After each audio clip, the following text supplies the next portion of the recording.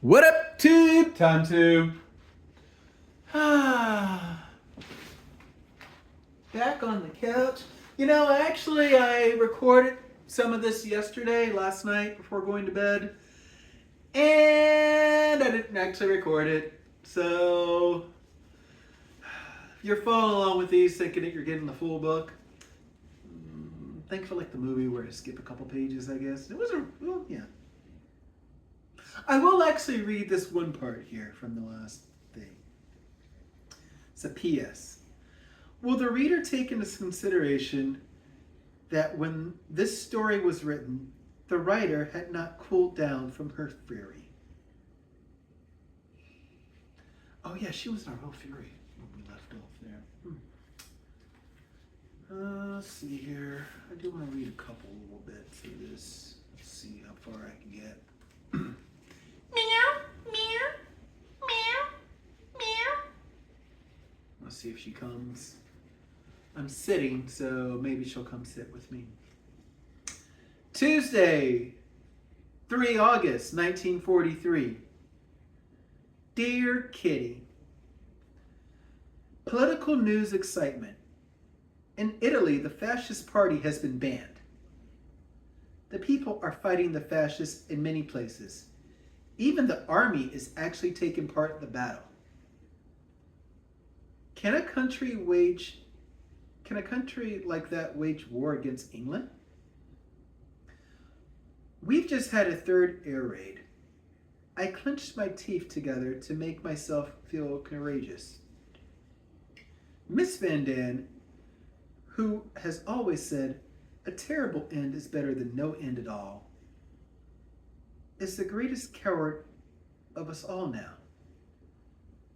She was shaking like a leaf this morning and even burst into tears. When her husband, with whom she has just made it up after a week's squabbling, comforted her, the expression of her face alone almost made me feel sentimental. Mooshi's still around. Mooshi has, oh, here she is. Mooshi has proven that keeping cats has disadvantages as well as advantages. Meow. The whole house is full of fleas, and the plague gets worse each day. Mr. Colfus has scattered yellow powder in every nook in the corner, but the fleas don't seem to mind a bit. It's making us all quite nervous. One keeps imagining an itch on one's arms, legs, and various parts of the body. Meow. Which is why quite a lot of us are doing gymnastics, so as to be able to look at the back of our necks and legs while standing up. Now we've been paid back for not being more supple. We're too stiff to even turn our heads properly. We gave up real gymnastics a long time ago. Yours, Anne. Meow. Meow. Meow. You didn't want to read about fleas? Okay, I got one more for you then. Wednesday, 4 August, 1943. Dear Kitty, now that we've been in the secret annex for over a year, you know something of our lives. But some of it is, what do you think I would put it? Quite indescribable. There's so much to tell. Everything is so different from ordinary times and from ordinary people's lives. But still, to give you a closer look into our lives now and again, I intend to give you a description of an ordinary day. Today, I'm beginning with the evening and night. 9 o'clock in the evening. The bustle of going to bed in the secret annex begins. And it is always really quite a business. Chairs are shoved about, Beds are pulled down, blankets unfolded. Nothing remains where it is during the day. I slept on a little divan, which is not more than 1.5 meters long. So chairs have to be used to lengthen it. A quilt, sheets, pillows, blankets are all fetched from Dussel's bed, where they remain during the day. One hears terrible creaking in the next room. Margaret's Conchetta bed being pulled out. Again, divan, blankets, and pillows. Everything is done to make the wooden slats a bit more comfortable. It sounds like thunder above, but it's only Miss Van Dan's bed. This is shifted to the window, you see, in order to give Her Majesty in the pink bed jacket fresh air to tickle her dainty nostrils. That's kind of funny. After Peter's finished, I step into the washing cubicle, where I give myself a thorough wash and general toilet. It occasionally happens, only in the hot weeks or months, that there is a tiny flea floating in the water. Then teeth clean, hair curling, manicure, and my cotton wool pads with hydrogen peroxide to bleach black mustache hairs. And all in under a half an hour. 9:30, quickly unto dressing gown, soap in one hand, potty, hairpins, pans, curlers, and cotton wool in the other. I hurry out of the bathroom, but usually I'm called back once for the various hairs which decorate the washbin in grateful curves, but which are not approved of by the next person. 10:00, put up the black lights. Good night. For at least a quarter of an hour, there is creaking of beds and a sign of broken springs. Then all is quiet. At least that is our neighbors upstairs don't quarrel. That is if our neighbors upstairs don't quarrel in bed. Excuse me. 11:30, the bathroom door creaks, a narrow strip of light falls into the room. A squeak of shoes, a large coat, even larger than the man inside. Dussel returned from his night work at Kreller's office, yeah. Shuffling on the floor for 10 minutes, crackle of paper, that is the food which has to be stowed away, and a bed is made. Then the form disappears again, and one only hears suspicious noises from the laboratory from time to time. 3:00, I have to get up for a little job in the metal pot under my bed, which is on a rubber mat for safety's sake in case of leakage. When this has to take place, I always hold my breath, as it clatters into the tin like a brook from a mountain. Then the pot is returned to its place, and the figure of a white nightgown, which invokes the same cry from Margaret every evening. Oh, the decent nightdress steps back into bed. Then a certain person lies awake for about a quarter of an hour, listening to the sounds of the night. Firstly, whether there might not be a burglar downstairs, then to the various beds, above, next door, and in my room, from which one is usually able to make out how the various members of the household are sleeping, or how they pass the night in wakefulness. The latter is certainly not pleasant, especially when it concerns a member of the family by the name of Dussel. First, I hear a sound like a fish gasping for breath. This is repeated 9 or 10 times. Then with much ado and interchange, with a little smacking sound, the lips are moistened, followed by a lengthy twisting and turning in bed and rearranging of pillows. 5 minutes of perfect peace, then the same sequence of events unfolds itself at least 3 times more, after the doctor has soothed himself to sleep again for a little while.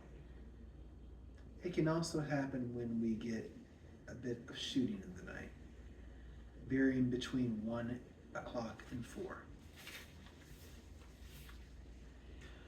I never really realize it until the habit I am already standing, until from habit I'm already standing at my bedside.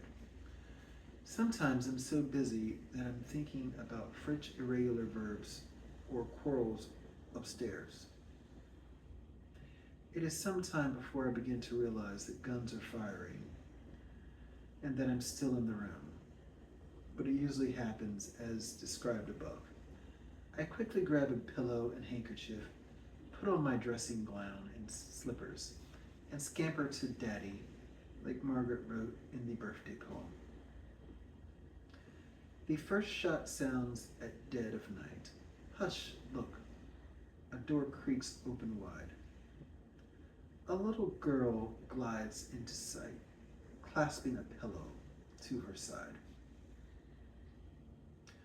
Once landed in the big bed, the worst is over. Except if the firing gets really bad, very bad. 6:45, the alarm clock that raises its voice at any hour of the day, if one asks for it, and sometimes when it doesn't. Crack, ping, Miss Van Daan has turned it off. Creak, Mr. Van Daan gets up, puts on water, and then full speed to the bathroom. 7:15, the door creaks again. Dussel can go to the bathroom. Once alone, I take down the black out, and a new day in the secret annex has begun. Yours, Anne.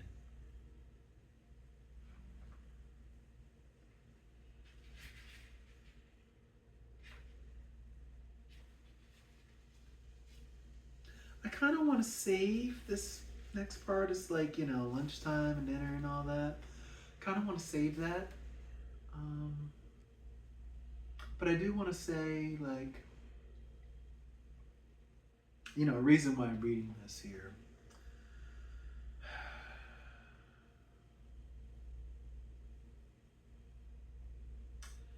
We're in a situation right now here in America where I don't know if people really read this story or understood it or, remembered it. But there's a lot of parallels between Anne's life and what is happening right now in parts of the country, parts of the world, what could possibly happen, possibly, I like that word, possibly. So it's sort of mix between possibly and probably, but possibly happen in the future. There's a story that I read recently where a gentleman was taken from his family. And he was put into a detention center here in the United States. I don't remember exactly which state this was, but this was in the United States. I want to say like Midwest area. And the gentleman was put in there, and he was told that he could call his family from that detention center. The call would cost him $5. Now, I don't know if anyone's, had an incarcerated family member or friend. Normally from a jail cell, you would make phone calls for free until maybe they started doing like calling cards type of thing. Because, collect calls is what I say, free. free on their end, but somebody has to pay for it. So he would make a collect call to the home. I remember having, growing up, a cousin who was incarcerated, and they would call the family there, and it was always a thing of the phone bill needing to be paid from the collect calls. So maybe they've moved to calling cards, and yeah, as I said, now these folks are being told that they can make calls. This gentleman can make his phone calls for $5. And in order to get the $5, he has to go to work. Now, this gentleman, I believe, worked doing whatever in the United States. Was in process of, getting citizenship, like many of the people who are being taken off the streets are. It's not necessarily that they're illegal and gang members, it's that they are not fully legal yet. And I've heard actually some stories where people have been fully legal and still being taken.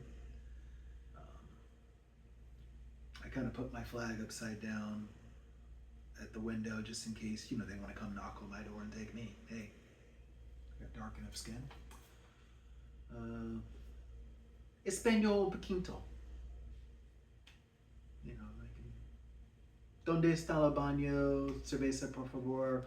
It's pretty much all I know. But back to this guy. He was taken off the streets from his family. He was told he could work. And he's paid $1 a day. $1 a day. So he has to work 5 days just to make a phone call to his family.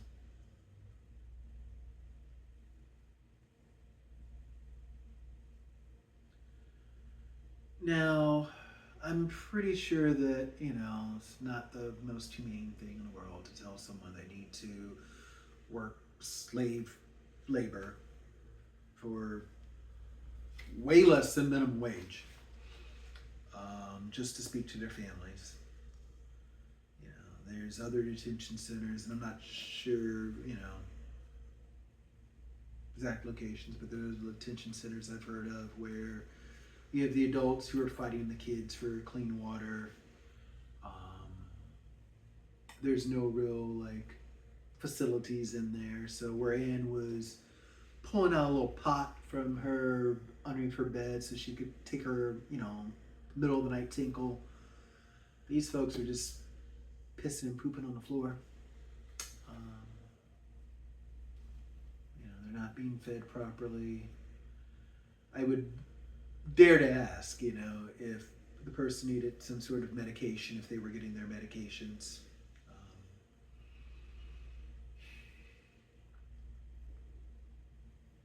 And like I said, this is stuff happening everywhere.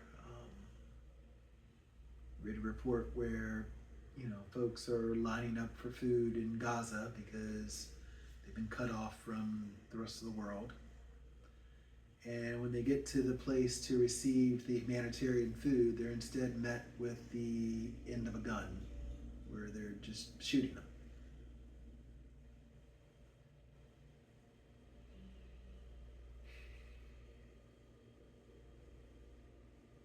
And I say all that to say this. And it's something that I say, you can see the paint on my hands from when I was just over in the studio over there. But it's something that I say at the end of all my painting sessions, at least I've started to now. It's that light will break through darkness. This is some depressing stuff. This is not happy. I'm going to probably go in and try to have a cookie or whatever after this, which I shouldn't do close to bed, but I'll do that. And put on something light, and we'll try to get some sleep, and we'll pray to not have nightmares about all this here, but this is not happy stuff. I'll go sit in my office tomorrow and be bored out of my mind and want to quit my job the second I arrive. We'll just listen to the clock in the room tick, and would rather listen to that tick versus the radio station playing the same depressing songs on repeat. And we'll only speak to my coworkers for work-related items because no one wants to speak with me. And have my lunch outside, weather permitting. Um, wrap's already packed, or wrap's already made, just have to pack it. You know, but you know, it can really be stuff that gets to us. It's kind of weird. I was on the phone scrolling, and you know, there's a term called doom scrolling where you look through and you're just looking for whatever bad going on in the world, and saw this meme that was like, yeah, it's not even doom scrolling anymore. It's more like you just open your phone and the doom's right there. And you know, that's what it really is. You know, yesterday I opened my phone after making myself dinner and found out that we bombed Iran. So, you know, I'm sure when I get in, if, you know, there's a conversation, it's like, oh yeah, why don't you sign up for, you know, Secret Service, go, you know, serve your country. And I don't do guns. I'm not really a big fan of this country right now. I don't do guns. Thou shalt not kill. Do I need to continue? Because I'm still not a fan and not going to go fight anyone. I'm in my 40s, so I should be out of the draft age. But even if I was, I got a bad back and PTSD. And I don't do guns, because guns are one of the reasons why I have PTSD. Do I need to continue? Yeah, we ain't doing it. And I know I work with people who, you know, are into guns or who are veterans, you know, and the second that comes up, like, yeah, I don't do guns and I'm not a fan of the country, you know, I know if I say that in front of them, like, what? You're not a fan of this country? Well, what the hell? I served that military. Yeah, that's great. And I didn't. But here's the thing. Even, you know, with all of that, I'm going to say it to them, and I'll say it to whoever, and I'll say it to you. You know, we cannot let this darkness get to us. We cannot. And I know, as I see the picture of myself, I'm going to say it to myself there. Do not let this darkness get to you. Do not let, you know, the powers that be get to you. Do not let Taco Tiny Hands get to you. Love that name, Taco Tiny Hands. I should paint that and put that on something. But do not let this get to you. Light will break through darkness.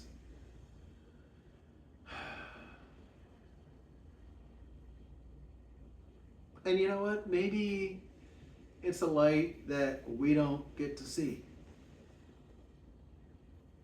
I'm looking at this picture of Anne, and you know, it's a pretty girl, you know, for the picture, for her age, you know.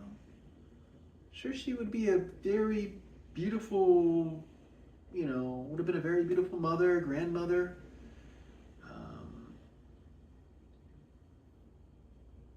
You know, there are people her age still kicking here. You know, you have to think, this wasn't that long ago. And, you know, I go back to the little thing that I read here at the beginning. Will the reader take into consideration that when this story was written, the writer had not cooled down from her fury? Anne had a light, and it was surrounded by a lot of darkness.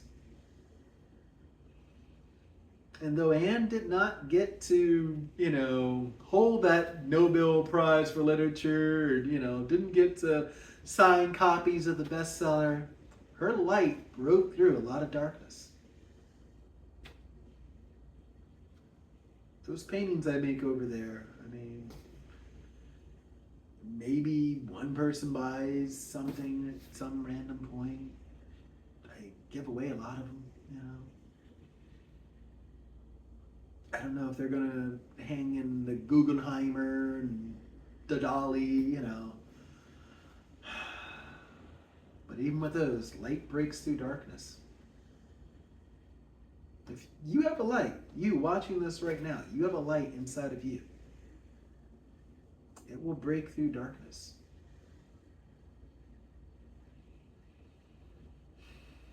Just remember that, okay?